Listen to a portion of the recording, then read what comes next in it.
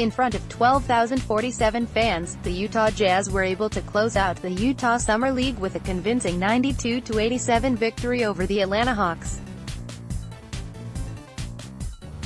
The Jazz were led by Georges Niang, Tony Bradley and the unheralded Stanton Kidd, each of whom scored 15 points in the win. Utah went 2-1 overall as the host of the Summer League, and they have now had the best record in 3 of the 4 years that the league has been run.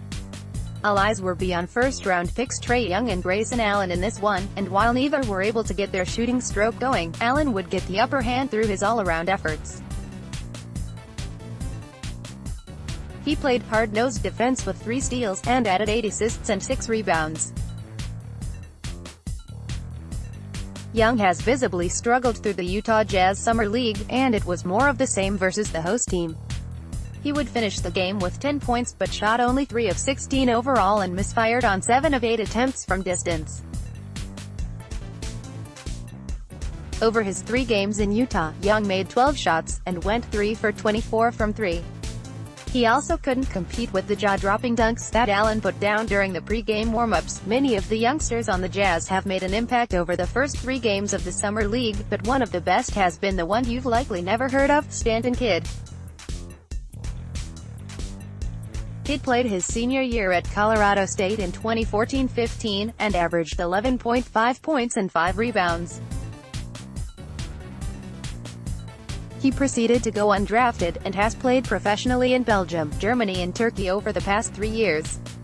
At 6'8" and 220 pounds, Kidd has certainly impressed the Jazz with his play, and he capped it off with 15 points, 5 rebounds and 2 steals in the win over Atlanta.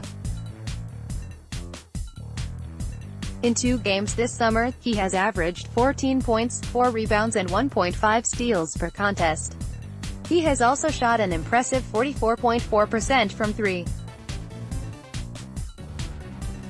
If Kidd continues to perform like he has throughout the rest of Summer League play, he will almost certainly find himself on an NBA roster.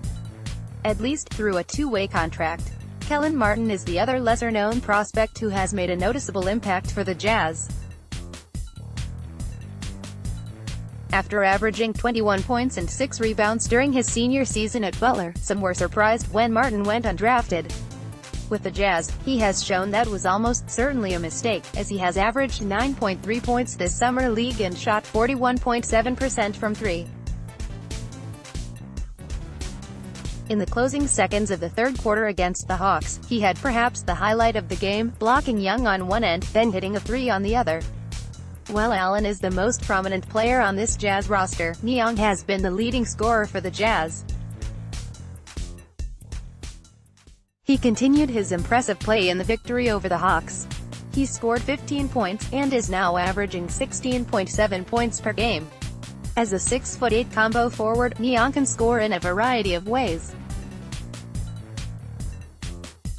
He could potentially have an impact on the Jazz this upcoming season due to his impressive 3-point shooting at his position.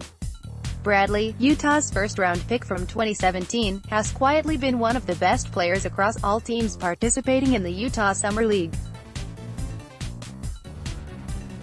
Bradley has finished all 3 games with a double-double, averaging 14.6 points and 12.3 rebounds. There is definitely room for improvement in his game, as he has struggled to finish at the basket consistently. Compared to last year, though, it's obvious he has made strides to improve his game. In particular, he has gotten stronger and his hands are much softer. Each game Tony Bradley has made defensive stops that he would not be able to make last season. Lots to work on, but the progress is evident. David J. Smith at DavidSmith1232, July 6, 2018. The Utah Jazz will now turn their attention to Las Vegas, as they will be taking on Zach Collins and the Portland Trail Blazers this Saturday.